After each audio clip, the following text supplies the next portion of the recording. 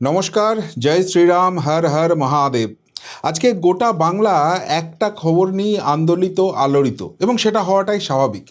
এই রাজ্যের সবথেকে বড় ফেরেববাজ অভিষেক ব্যানার্জি, তার যে অবৈধ অফিসটা আমডাঙ্গার মাথায় দাঁড়িয়েছিল, সেটাকে বুলডোজার দিয়ে গুঁড়িয়ে দেওয়া হয়েছে। এবং বহু মানুষই 4 তারিখ বিজেপি জেতার পর যে আনন্দ প্রকাশ করেছিলেন, তার থেকে অনেক বেশি আনন্দ প্রকাশ করছেন। তার কারণ ওই বিল্ডিংটা ছিল অভিষেকের হাতে তৈরি করা বদমাইশ গুন্ডাদের আখড়া, এবং বিশেষ করে দক্ষিণ 24 পরগনা এবং ডায়মন্ড হারবারের মানুষকে অত্যাচার করার একটা নিশান। সেটা আজকে যখন মাটিতে আস্তে আস্তে মিশে যাচ্ছে, খুব স্বাভাবিকভাবেই মানুষ সেটা নিয়ে আনন্দ প্রকাশ করবেন। কিন্তু সেই খবর ছাপিয়ে উঠছে আরও একটা খবর, যেখানে দেখা যাচ্ছে যে মাননীয় স্বরাষ্ট্রমন্ত্রী অমিত শাহকে ছুটে আসতে হয়েছে বাংলায়। অফিসিয়াল রিজন অনেক কিছু দেখানো হচ্ছে, কিন্তু এমন 3টি ভয়ঙ্কর জিনিস সামনে এসছে যেটা থেকে স্পষ্ট যে বঙ্গ বিজেপির কীরকম কি চলছে তা নিয়ে রীতিমতো চিন্তায় রয়েছেন খোদ নরেন্দ্র মোদী এবং অমিত শাহজি। কেন এই কথাটা বলছি? আপনারা জানেন যে 3 দিনের বঙ্গ সফরে এসেছেন মাননীয় স্বরাষ্ট্রমন্ত্রী অমিত শাহ, এবং এসেই তিনি উত্তরবঙ্গে পৌঁছে গেছেন। সেখানে মাননীয় মুখ্যমন্ত্রী শুভেন্দু অধিকারী রয়েছেন, তিনি তাকে স্বাগত জানিয়েছেন। এবং যদি তার অফিসিয়াল শিডিউল দেখা হয়, সেখানে বলা হচ্ছে যে সেখানে অনুপ্রবেশ বা জঙ্গি দমন এই সব যে ব্যাপারগুলো রয়েছে, সেটা নিয়ে অবশ্যই একটা বড় মাথা ব্যথার জায়গা রয়েছে, যে কারণে দেশের স্বরাষ্ট্রমন্ত্রীকে ছুটে আসতে হয়েছে। এমনকি এই সবকে ছাপিয়ে আর একটা ব্যাপার উঠে আসছে, সেটা হচ্ছে চিকেন স্নেক। যতই পরিবেশ পরিস্থিতি এখন শান্ত থাকুক, সেটা তো ঝড় ওঠার আগের মুহূর্ত। ওই চিকেন স্নেকের দিকে চীনের নজর সবসময় রয়েছে। বাংলাদেশের সঙ্গে সম্পর্ক ভালো নয়, এবং পাকিস্তানের মৌলবাদ এখন আর কাশ্মীর, রাজস্থান, গুজরাট ওই অঞ্চলে করা সম্ভব হচ্ছে না। ফলে তারা নেপাল দিয়ে ঘুরপথে বাংলাদেশে এসে সেখানে কিন্তু একটা ঝামেলা পাকানোর চেষ্টা করছে। এবং গত 15 বছরে মমতা বন্দ্যোপাধ্যায়ের অনুপ্রেরণায় পশ্চিমবঙ্গের মাটিটাকে যেভাবে বিষাক্ত করে দেওয়া হয়েছে, সেই জায়গা থেকে চিকেন স্নেক কিন্তু সত্যিই একটা টেনশনের জায়গা, যে কারণে তিনি ছুটে এসছেন। এবার আপাত দৃষ্টিতে এই সব জিনিসগুলো যতই অফিসিয়াল রিজন দেখানো হোক, আলটিমেট কারণ কি এটাই? প্রশ্নটা উঠছে, তার কারণ একাধিক খবর সামনে আসছে। যেমন যেমন প্রথম খবর যেটা টেনশন বাড়াচ্ছে, সেটা হচ্ছে এই যে 20 জন সাংসদ, কাকলি ঘোষ দস্তিদার, সুদীপ বন্দ্যোপাধ্যায়, এদের নেতৃত্বে তৃণমূল কংগ্রেস থেকে দূরত্ব বাড়িয়েছেন, এবং তারা এনসিপিআই বলে একটা নাম গোত্রহীন দলে যোগ দিয়েছেন। এতদিন ঠিক ছিল এই এনসিপিআইতেই তারা থাকবেন, এবং তারা এনডিএর শরিক হয়ে এনডিএকে সমর্থন করবেন। হয়তো সেখান থেকে একজন দুজনকে ইকুয়েশনের খাতিরে, সমীকরণ বজায় রাখতে, ভোট অঙ্ক ঠিক রাখতে মন্ত্রিত্বও দেওয়া হতে পারে। এবং এখানকার বিজেপি কর্মী সমর্থকদের বোঝানো হবে যে দেশের বৃহত্তর স্বার্থে এই সিদ্ধান্ত নিতে হয়েছে, এটা পার্টি ভালোর জন্যই করেছে, পার্টির উপর আস্থা রাখুন এবং ব্যাপারটা মেনে নিন। হয়তো বা এটা গা সওয়া হয়ে আসছিল, এবং এটাকে এইভাবে হ্যান্ডেল করা গেলেও যেতে পারত। কিন্তু দিল্লি সূত্রে যে খবরটা পাচ্ছে, এই যে এনসিপিআই, এদের কোনো এমপি নেই, এদের কোনো জনপ্রতিনিধি নেই, এদের কোনো ভোট ব্যাঙ্ক নেই, সেখানে এটা গেছে। এবং এই ব্যাপারটা যেহেতু মহামান্য সুপ্রিম কোর্ট অবধি যাওয়ার সম্ভাবনা রয়েছে, ফলে এটা নিয়ে কিন্তু একটা টেকনিক্যাল ইস্যু তৈরি হয়ে যেতে পারে। আর সেই জন্য একটা কোথাও গিয়ে চিন্তা ভাবনা হচ্ছে, এই 20 জন সাংসদ তারা এবার সরাসরি বিজেপিতে যোগদান করবেন। এমনকি সেই যোগদানের জন্য বিজেপির রাজ্য সভাপতি শ্রমিক ভট্টাচার্যের সঙ্গে তারা বৈঠকে বসতে পারেন।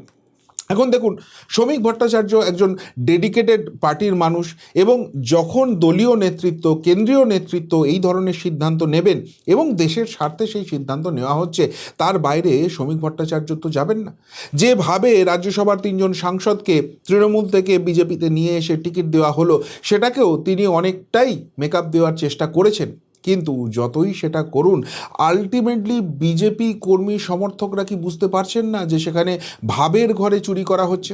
সত্যি সবাই কি স্বতঃস্ফূর্তভাবে এটা মেনে নিচ্ছেন? উত্তর হচ্ছে না। এবার সেই জায়গায় যদি এই 20 জন এমপি, যারা চূড়ান্ত রকমের অত্যাচারী ছিল এবং তৃণমূলের ঝান্ডা ধরে যারা সত্যি সত্যিই বিজেপি কর্মী সমর্থকদের উপর প্রবল অত্যাচার চালিয়েছেন, যারা হিন্দুত্ব বিরোধী কথাবার্তা বলেছেন, নরেন্দ্র মোদী, অমিত শাহদের যাচ্ছে তাই কুরুচিকের ভাষায় আক্রমণ করেছেন, আজকে তাদের হাতে পার্টির ঝান্ডা তুলে দেওয়া হতে হবে, এমন সিচুয়েশান যদি দিল্লির নেতৃত্ব থেকে আসে, তাহলে সেটা কি সাপের ছুঁচো গেলা হয়ে যাবে না? এরপর এখানকার দলীয় কর্মী সমর্থকদেরকে আর সত্যিই বুঝিয়ে রাখা যাবে যে দেশের বৃহত্তর স্বার্থে এই জিনিসটা হলো? এরাই এসে নেতা নেত্রী হবে এবং 2029-এ টিকিট পাবে না, এই জায়গাটা কি ডিফাইন করা যাবে? ফলে একদিকে দিল্লির কেন্দ্রীয় নেতৃত্বের চাপ থাকছে, অন্যদিকে ভোট ব্যাংক ধরে রাখার চাপ রাখছে, মাঝখান থেকে পিষে যাচ্ছে রাজ্য নেতৃত্ব। কোন পথে যে চলি, কোন কথা যে বলি, কিভাবে মানুষের সামনে প্রেজেন্ট করি, সেটা নিয়ে কিন্তু একটা অস্বস্তিকর জায়গা তৈরি হচ্ছে। তাই কি মধ্যপন্থা কিছু একটা দরকার আছে, এবং যে কারণে অমিত শাহজি ছুটে এসছেন, এই প্রশ্নটা উঠতে শুরু করেছে। সমস্যা নাম্বার 2 আরও মারাত্মক। সেটা হচ্ছে বিজেপির একটা ট্রেন্ড আছে, কোনো রাজ্যে নতুন ক্ষমতায় এলে বা বিপুল পরিমাণ জয় হলে সেই রাজ্যের যিনি রাজ্য সভাপতি আছেন তাকে সবসময়ই কেন্দ্রীয় মন্ত্রিসভায় নিয়ে আসা হয় এবং পূর্ণ সম্মান দেওয়ার ব্যবস্থা করা হয়। এক্ষেত্রেও আলোচনা শুরু হয়ে গেছে, শ্রমিক ভট্টাচার্যকে পূর্ণ মন্ত্রিত্ব দেওয়া হবে। প্রথমে শোনা যাচ্ছিল যে তাকে হয়তো রাষ্ট্রমন্ত্রী করা হতে পারে, কিন্তু এখন যেহেতু বিভিন্ন মিডিয়া সূত্রে খবরটা উঠে আসছে যে স্বয়ং প্রধানমন্ত্রী শ্রমিক ভট্টাচার্যকে আরও সম্মান দিতে চান এবং সেই জন্য তার পূর্ণ মন্ত্রিত্ব পাওয়া প্রায় পাকা। এবার এটা একটা ভালো খবর হলেও এর সঙ্গে লেজুর হিসেবে উঠে আসছে একাধিক ইস্যু।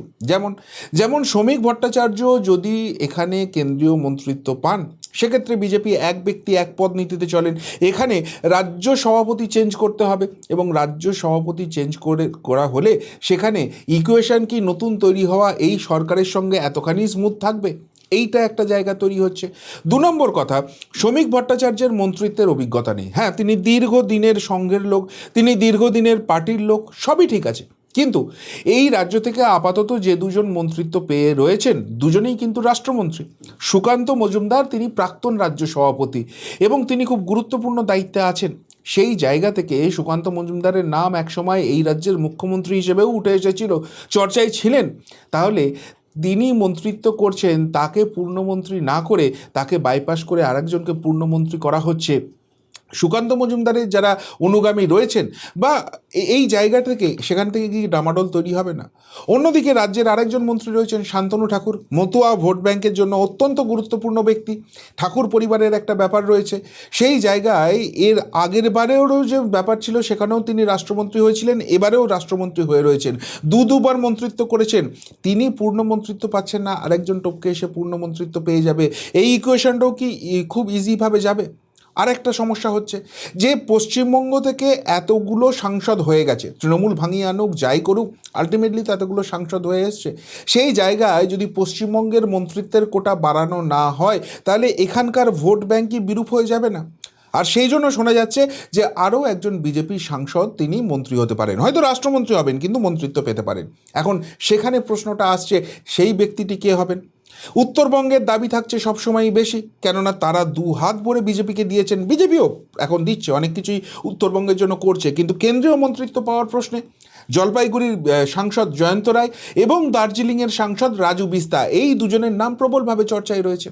আবার এই সব জায়গা থেকে, উত্তরবঙ্গ থেকে এর আগেও প্রতিনিধিত্ব হয়েছে, এখনও সুকান্ত মজুমদার রয়েছেন, কিন্তু সুদূর দক্ষিণবঙ্গ জঙ্গলমহল, এই জঙ্গলমহলও তো বিজেপিকে 2 হাত ভরে দিয়েছে, কিন্তু সেই জঙ্গলমহলের প্রতিনিধিত্ব কোথায় রয়েছে?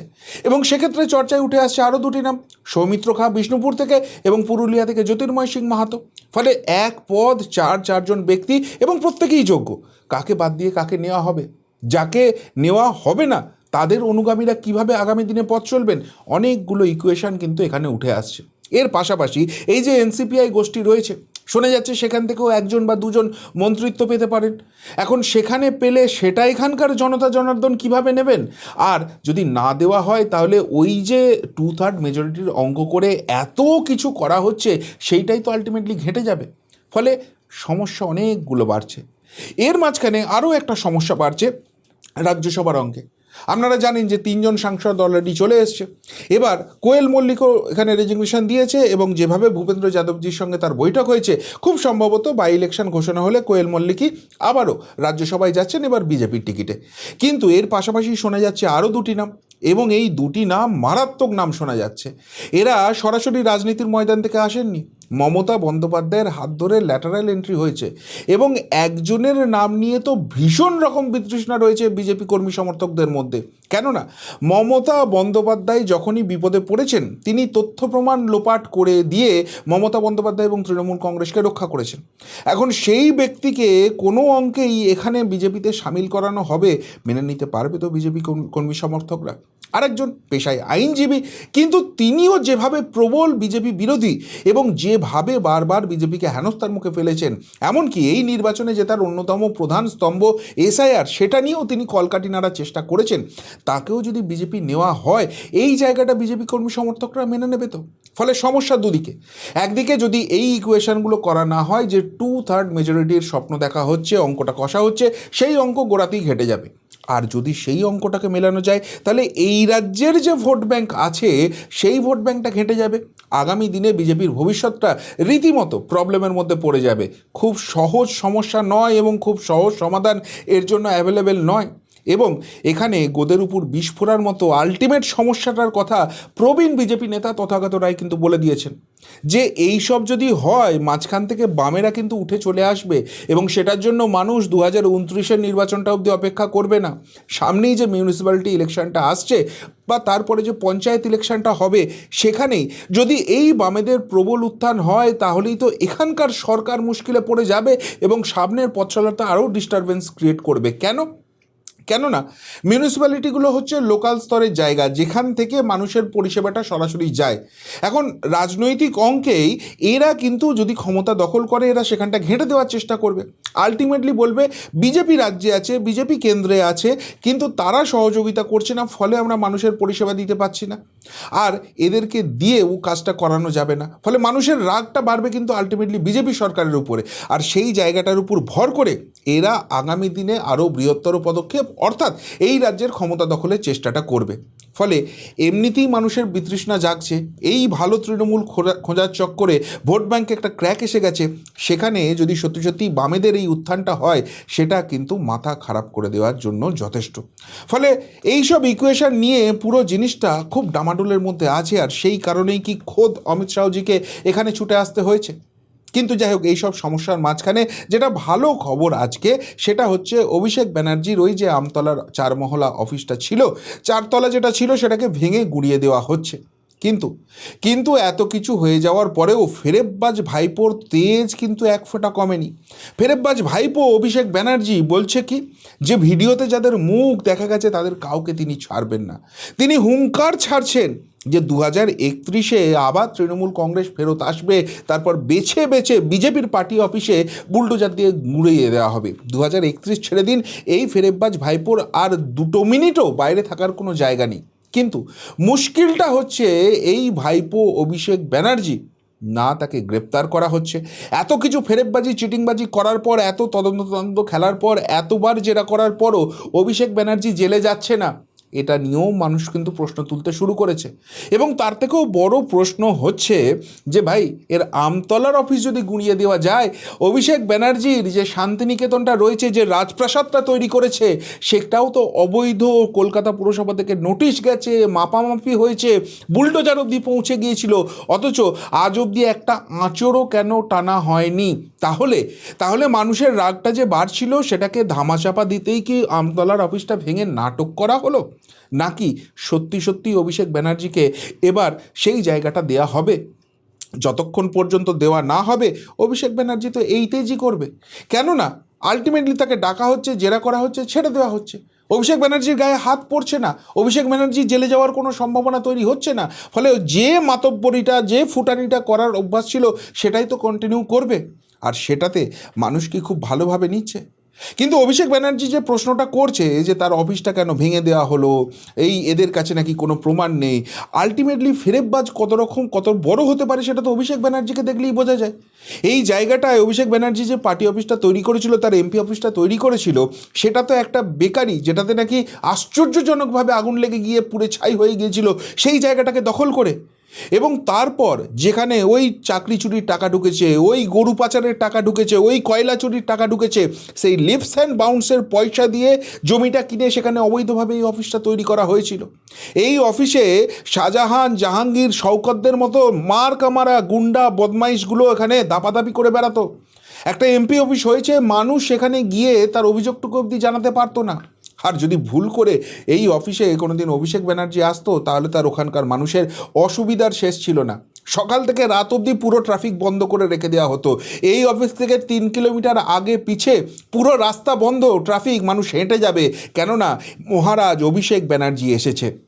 তো এই যেখানে অফিসটার অবস্থা সেটা যে ভেঙে গুঁড়িয়ে দেওয়া হবে এটাই স্বাভাবিক, কিন্তু তারপরও অভিষেক ব্যানার্জি এই দেশটা দেখাচ্ছে কোথা থেকে?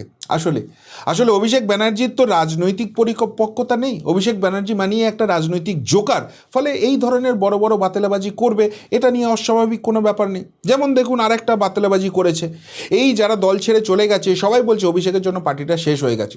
সেই জন্য আজকে মাতব্বরি করে অভিষেক একটা স্টেটমেন্ট দিয়েছে যে আমার বিরুদ্ধে অভিযোগ, তো আপনারা দলে ফেরত চলে আসুন, আমি 1 ঘন্টার মধ্যে দল ছেড়ে দেবো। আরে ভাই অভিষেক, আপনাকে কেউ কি বিশ্বাস করে? কেননা আপনি হচ্ছেন ফেরেববাজ নাম্বার 1, আপনি কথা দিয়ে কথা রাখতে পারেন না। যেমন আপনি বলেছিলেন অর্জুন সিংকে 2 লক্ষ ভোটের 1 ভোট কমে হারালে আপনি রাজনীতি ছেড়ে দেবেন। আজ অবধি তো আপনি অর্জুন সিংকেও হারাতে পারেননি, আর সেই জায়গা থেকে রাজনীতিও ছাড়েননি। আপনি বলেছিলেন আপনি সৌমিত্র খাঁকে না হারালে আপনি রাজনীতি ছেড়ে দেবেন, এখনও তো রাজনীতি করে যাচ্ছেন।